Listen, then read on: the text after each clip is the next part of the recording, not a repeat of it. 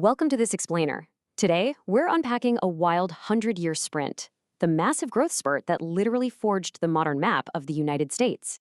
11 times. In just one single century, the USA multiplied its original size by 11.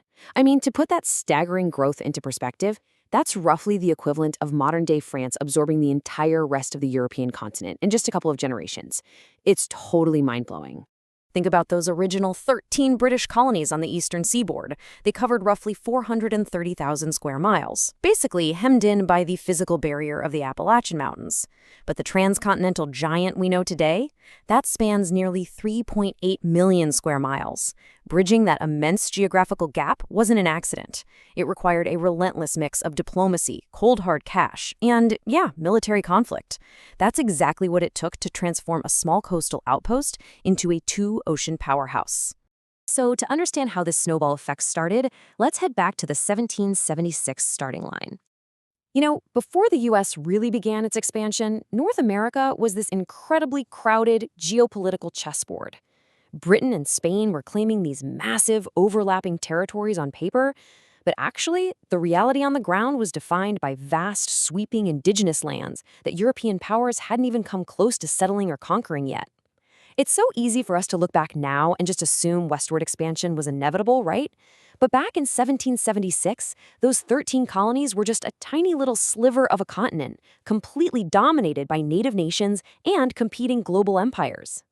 The spark that changed everything, of course, was the Declaration of Independence. By formally cutting ties with Britain, those 13 colonies didn't just, create the United States of America. They instantly became a brand new, highly motivated player on that crowded continental chessboard, completely altering the balance of power in the hemisphere literally overnight. And man, the domino effect was remarkably fast. From that initial spark in 1776, things just snowballed right through the 1800s. We jumped from the post-war Treaty of Paris to the Louisiana Purchase in 1803, and then right into sweeping border agreements just a few decades later. We're looking at a complete top-to-bottom continental reorganization happening essentially within a single human lifetime. Think about how crazy that is. Which brings us to the first giant leaps across the map. Okay, so momentum really kicks into high gear with the 1783 Treaty of Paris. After years of grinding conflict, Britain officially recognized U.S. independence. And they didn't just walk away, they conceded a massive swath of land, pushing the borders vast distances westward, right across the Ohio River Valley, all the way to the Mississippi River. Literally overnight, the U.S. gained access to a vital economic waterway. See, controlling the eastern bank of the Mississippi wasn't just some point of pride, it was the economic superhighway of the era. It was absolutely essential for moving agricultural goods to global markets, and as you can imagine, it immediately sparked a massive wave of Western settlement. And then comes the ultimate two-by multiplier, the Louisiana Purchase of 1803. So Napoleon needs quick cash to fund his European wars, right? He strikes a deal with Thomas Jefferson's diplomats. Get this, for just $15 million, which, by the way, works out to less than 3 cents an acre, the U.S. acquired 828,000 square miles. That literally doubled the size of the entire country overnight. It's widely considered one of the greatest and, for sure, the most consequential real estate deals in human history. So the momentum is undeniably there, pushing us toward coast to coast, the rapid-fire final acquisitions.